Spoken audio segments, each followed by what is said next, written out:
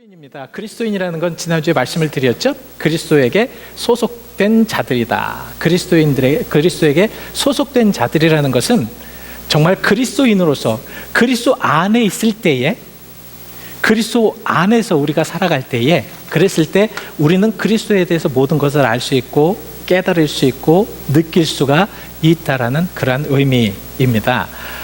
지난주에 예배가 끝난 후에 이제 몇 분이서 본인들은 어떻게 이제 그리스도에 대해서 생각을 하고 또 그리스도에 대해서 한번 생각을 깨닫고 또 한번 느껴보겠다라는 그런 생각을 가지고 계획을 하시는 분들이 계시더라고요.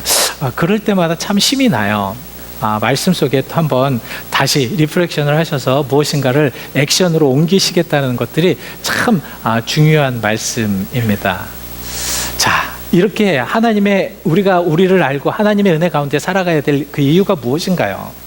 그것은 당연하게 말할 필요도 없이 우리가 하나님을 깨닫고 하나님을 체험하기 위한 것이잖아요. 우리가 예수님 안에서 온전하게 나를 깨닫고 나를 이해하게 되면 예수님을 체험할 수가 있습니다. 그리고 더 중요한 것은 내 인생에 가는 방향이 무엇인가를 우리가 좀 알 수가 있습니다.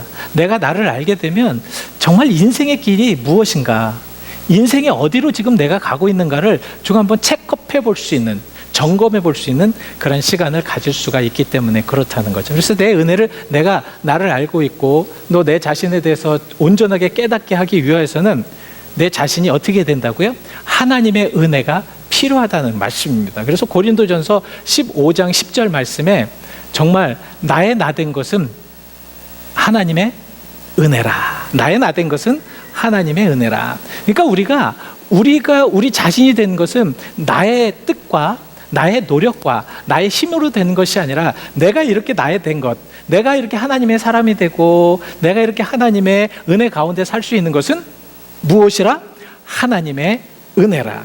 그래서 우리는 하나님의 은혜가 필요합니다. 그 하나님의 은혜를 통해서 여러분들이 하나님을 깨닫게 되고요, 하나님의 은혜를 통해서 여러분들 힘도 좀 얻게 되고요, 힘들고 고통스러울 때 하나님의 은혜가 여러분들을 다시 한번 일으켜 세울 수 있는 그런 것이 될 수 있다는 말씀입니다. 그래서 여러분들 2018년도에 이제 굉장히 바쁘게 살아오셨잖아요. 그죠? 이제 벌써 6월 달이 지나버렸습니다. 훌쩍 지나서 이제 7월 첫 주가 되었습니다. 여러분, 이렇게 7월 달 첫 주가 되면서 우리가 이제 2018년 하반기로 이제 출발해서 열심히 이제 달려가야 되는데, 이번에는 좀 우리가 어떤 계획이나 목적이 좀 뚜렷했으면 좋겠습니다. 내가 왜 이 2018년도에 무엇을 위하여 어떤 방향으로 지금 나가고 있는가를 좀 우리가 한번 좀 달려가면서 좀 방향 설정을 좀 온전하게 하셨으면 좋겠습니다. 바울도요, 사실 바울은 굉장히 세상이 보았을 때는 최고의 사람이었잖아요. 그죠? 정말 바울보다 훌륭한 많은 사람들이 바울처럼 닮고 싶어하는 그러한 정도의 위치에 있는 사람이었습니다. 근데 그 모든 것들이 예수님을 만나고 예수 안에 있으니까 그 모든 것들이 뭐라고요? 배설물처럼 아무것도 아니었다는 것입니다. 사람들이 나를 봤을 때 정말 내가 퍼펙트하고 내 모든 것이 잘 돼 있다고 하여도 나는 아무것도 아니었다는 겁니다. 그래서 예수를 아는 것이 가장 좋은데, 그래서 그 바울은 이제는 방향 설정을 어떻게 했냐면, 내가 그리스도 안에서 표대를 향해서 그리스도 안에서 하나님이 주실 그 상을 위해서 내가 달려간다라고 표현을 하고 있습니다. 그래서 빌립보서 3장에는 이렇게 말씀을 하고 있는 거거든요. 3장 14절 말씀에 정말 우리가 한번 읽어보시죠. 정말 우리가 한번 좀 읽어보면서 방향 설정을 해야 되니까 한번 읽어보시죠. 시작.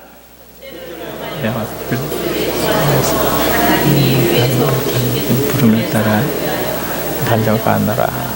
그러니까 부르시는 상을 위해서 열심히 달려간다는.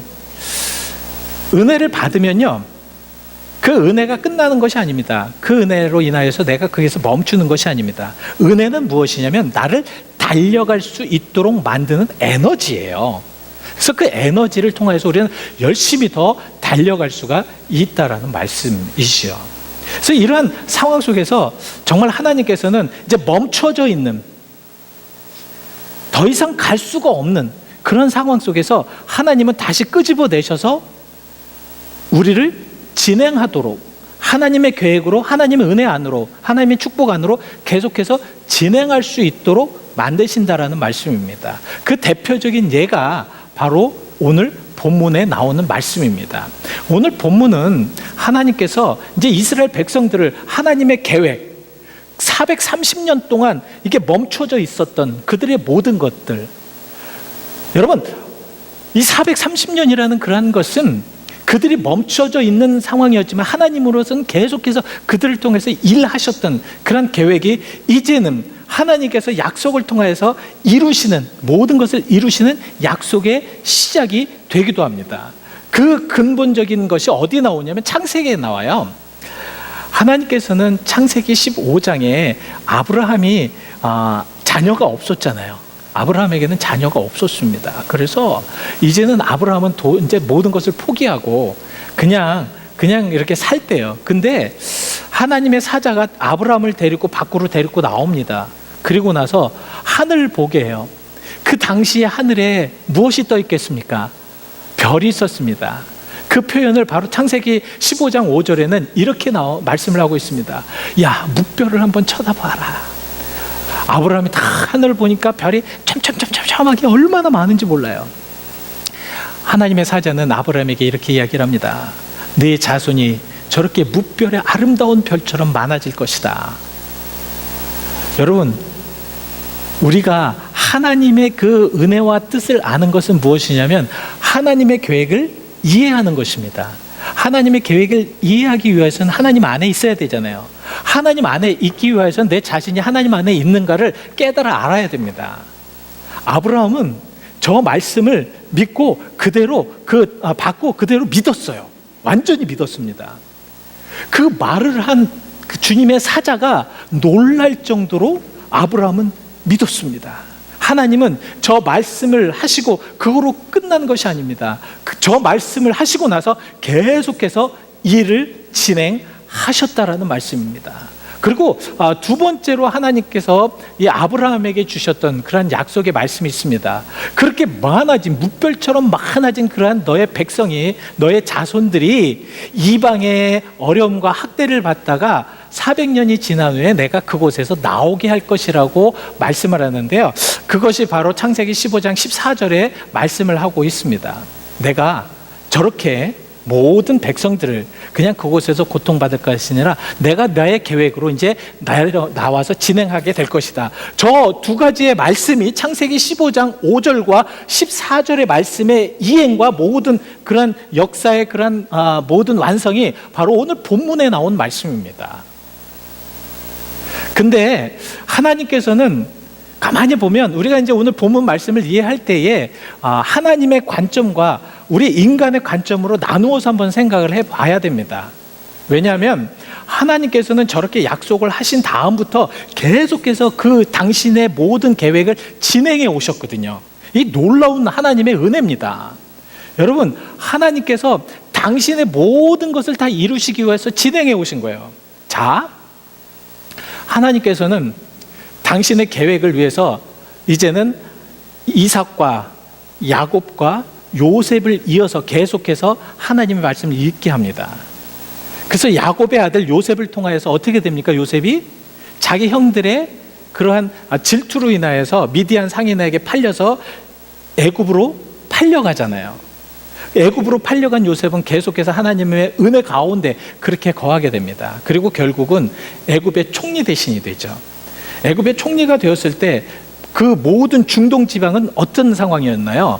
엄청난 가뭄이 심했던 지역입니다. 하나님은 요셉을 통하여서 야곱에게 계속해서 그 말씀을 진행하기 위하여서 그렇게 사용하셨다는 것이죠.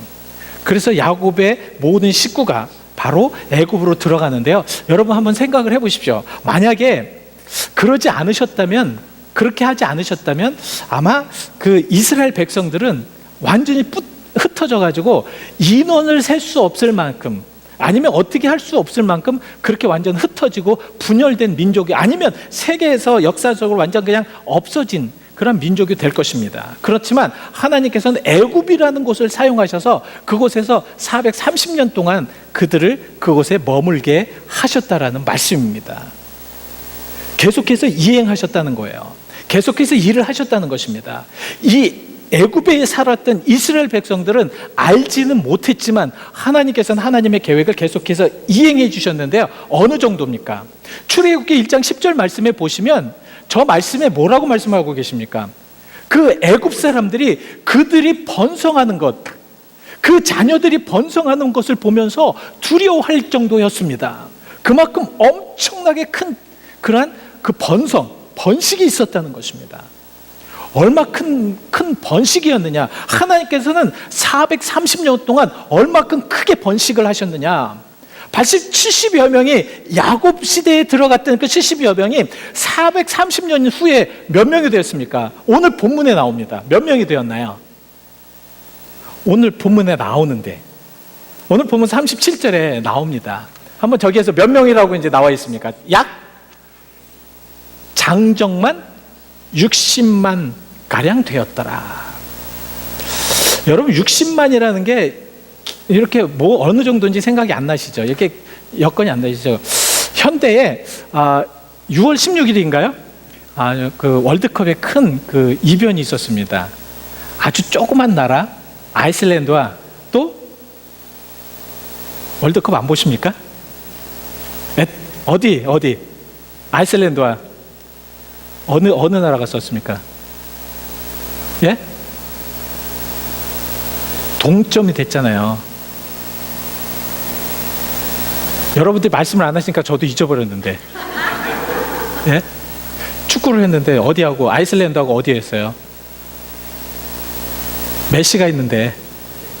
그러니까 아르헨티나하고 싸워가지고 1대1이 됐잖아요. 근데 놀라운 사실이 이 아이슬란드의 인구가 30만밖에 안 돼요.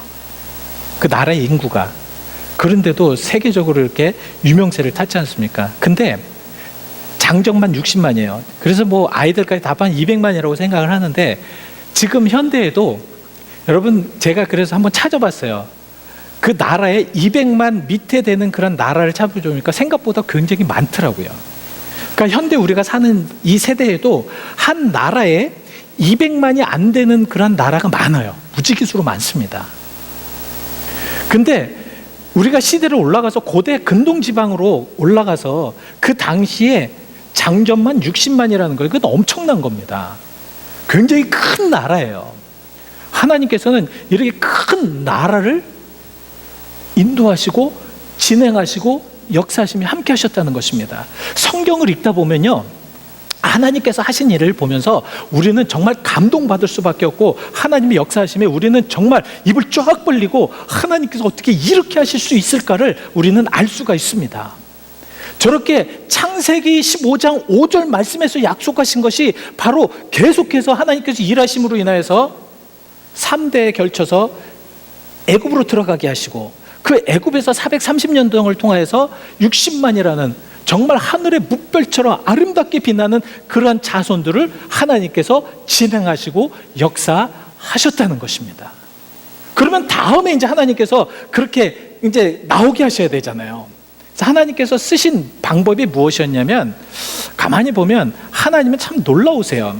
하나님은 어떤 방법을 썼냐면, 하나님께서 땅에 애굽을 막 완전 망하게 해가지고 그곳에서 이스라엘 백성들이 흥왕해서 그곳에 살게 하시지 않았다는 것입니다. 하나님께서는 이미 당신의 백성들을 옮길 수 있는, 하나님께서 역사할 수 있는 그런 모든 그런 것들을 만들어 놓으셨다는 겁니다. 그래서 이들을 그 구덩이에서 그 완전히 사실 430년이라고 한번 생각해 보세요. 430년 동안 이스라엘 백성들이 애굽에서 살았다는 생각해 보세요. 그들의 문화나 그들의 행동이나 모든 것들이 다 애굽화되어 있을 것입니다. 이것을 끄집어 옮긴다는 것이 보통 어려운 것이 아닐 거라는 거예요. 그렇지 않겠습니까? 하나님은 약속을 지키셔야 되잖아요. 이행을 하시고 진행을 하셔야 되잖아요. 분명히 창세기 15장 14절 말씀에 그들을 내가 끄집어내어서 이끌 거고 그곳에서 나오게 할 것이라고 말씀을 하셨는데 그렇게 하셔야 되잖아요. 근데 430년 동안 살았던 그 민족이 편하게 나올 수 있겠냐고요.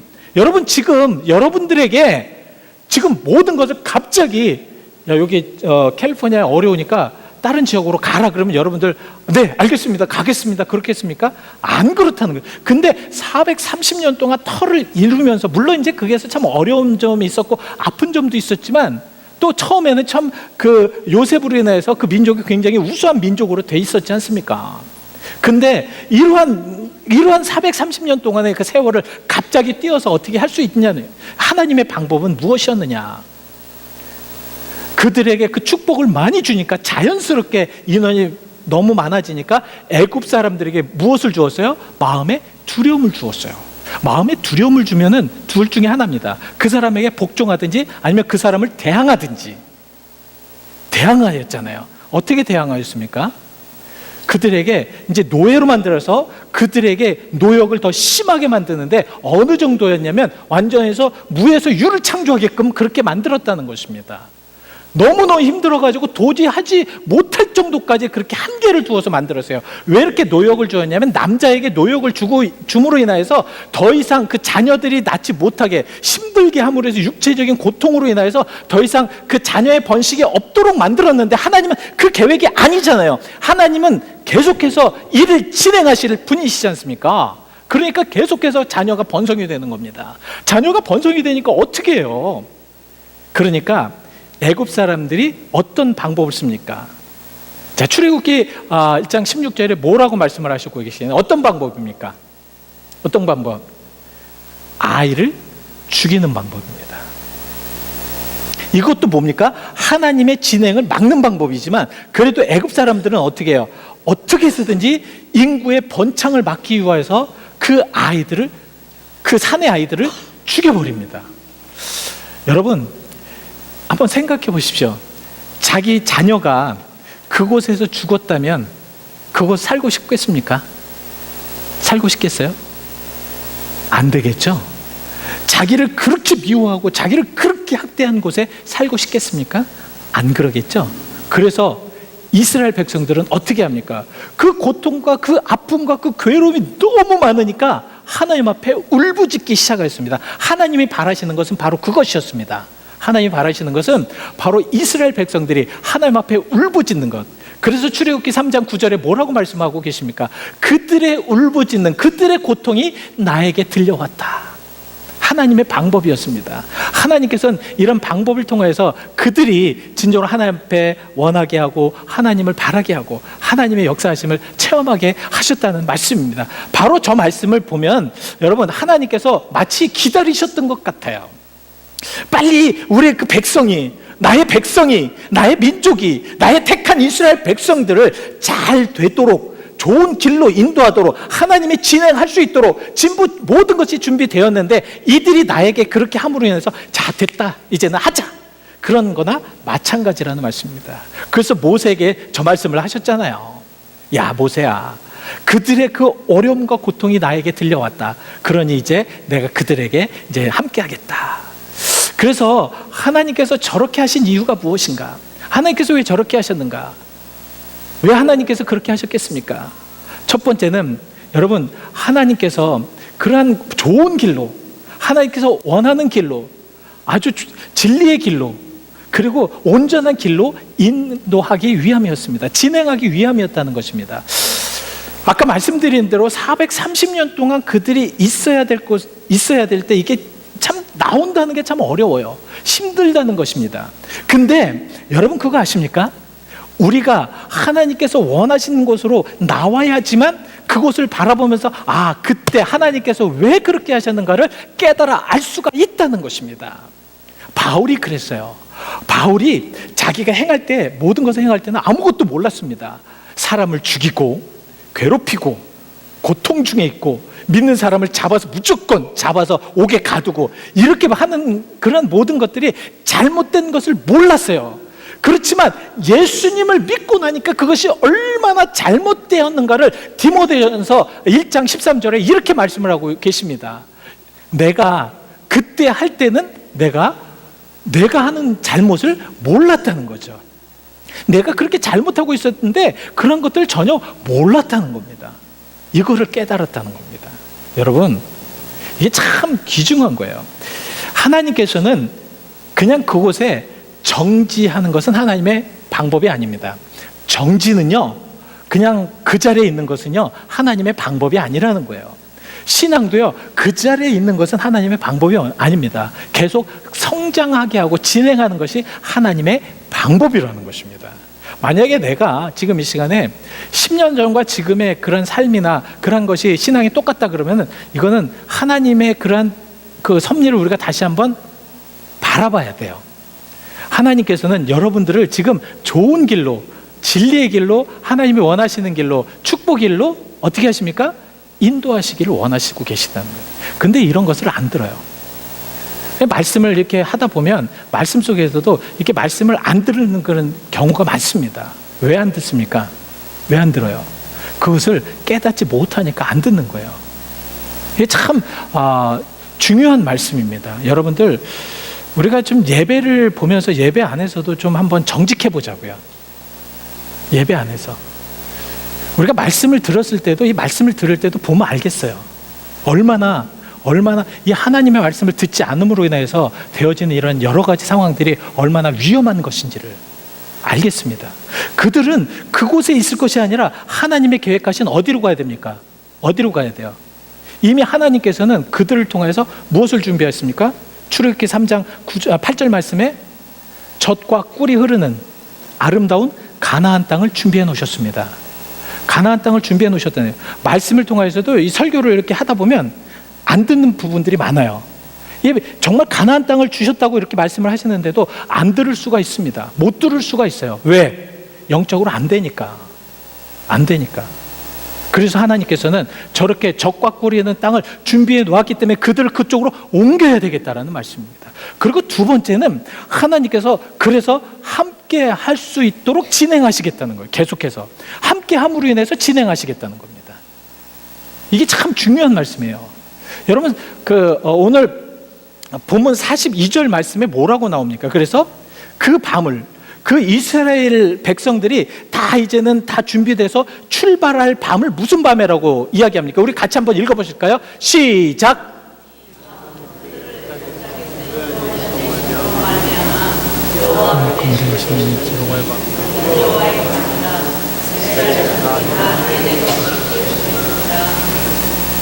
무슨 밤이라?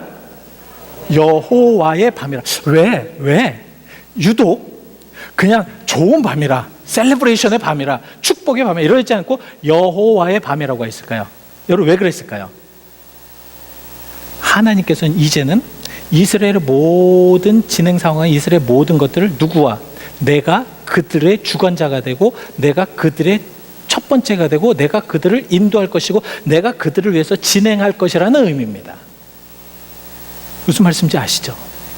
우리가 왜 우리 자신을 하나님 앞에서 깨달아야 되느냐? 왜 말씀을 듣고 깨달아야 되느냐? 말씀 안 들으면요, 깨달을 수가 없어요. 그러니까 아무리 제가 봐도 말씀을 안 들으면 100% 깨달을 수가 없습니다. 그러나 말씀을 듣는 자들에게는 깨달음이 있어서 하나님이 나에게 어떤 것을 원하시고 바라시는 것을 알 수 있게 하신다는 것입니다. 알 수 있게 하니까 어떻게 돼요? 하나님의 뜻을 알잖아요. 하나님의 뜻을 알니까 어떻게 돼요?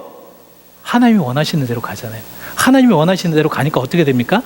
그러니까 하나님께서 바라시고 뜻하시는 바로 자꾸 가게 됩니다. 하나님의 진행이 보여진다는 겁니다. 하나님의 진행이 보여진다는 거예요. 그래서 그들에게는 저 밤이 축복의 밤이었습니다. 축복의 밤이라는 것은 무엇입니까? 임마누엘의 하나님께서 함께 하셨다는 거예요.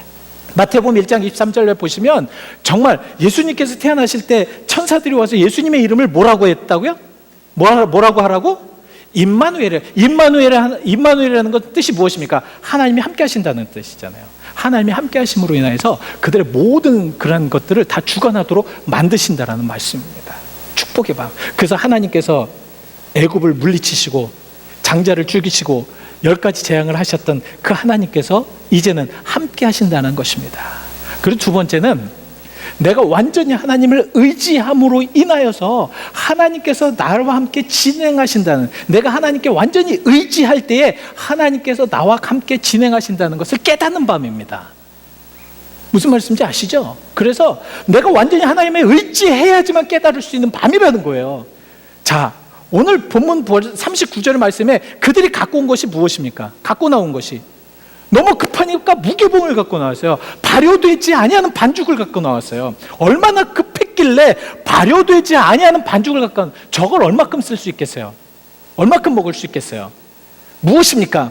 이제는 하나님께 의지하지만 모든 것을 먹이시고 입히시고 함께하시고 보호하시고 역사하시겠다라는 말씀입니다.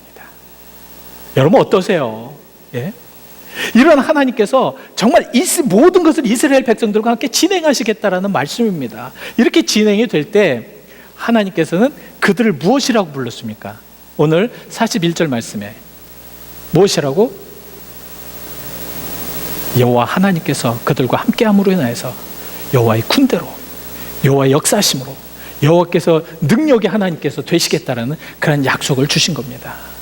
여러분 가만히 생각을 해보시죠. 이런 군대는 자기가 막 그냥 자급자족해가지고 막 그냥 농부가 되어서 막 먹고 그것을 키워서 그렇게 하는 사람이 군대입니까? 군인입니까? 아니죠. 군인은 어떤 사람이 군인이에요? 나라에서 먹여줘야 되죠. 나라에서 월급도 줘야 되죠. 그렇죠? 그렇지 않으면 군인이에요? 아니잖아요. 그래야 군인의 모든 모습을, 이게 무슨 말씀인지 아십니까? 하나님께서 책임져 주시겠다는 말씀. 하나님께서 하나님의 역사하심으로 진행할 때 네가 그 하나님의 그 은혜 그 가운데 있으면 하나님께서 진행하시겠다는 말씀. 하나님께서 역사하시겠다는 말씀. 어떠십니까? 여러분 우리가 그런 하나님의 그 진행하심 안에 들어가기 위하여서 일단 내 자신을 깨닫고 내 자신을 알고 말씀 온전하게 듣고요. 예? 지금 하나님의 말씀이 이렇게 떨어지는데 그런 말씀에 우리가 무시가 된다면 그 말씀 안에서는 온전한 역사가 100% 있을 수가 없습니다. 있을 수가 없겠죠. 당연히 없겠죠. 그러나 하나님을 깨달아 알 때는 이 말씀이 새로워집니다. 말씀 속에 여러분 들어가시길 바랍니다. 이 시간 함께 잠시 묵상해 보시기 바랍니다. 오늘 내 인생의 진행의 길이 어딘지 한번 생각해 보시기 바랍니다. 내가 지금 어디로 가고 있는지 생각해 보시기 바랍니다. 세상에 어떤 길로 가고 계십니까? 여러분 지금 우리가 어떤 모습으로 지금 살고 계십니까? 말씀이 여러분들에게 어떠신가요? 여러분 지금 여러분들의 모습이 어떠십니까?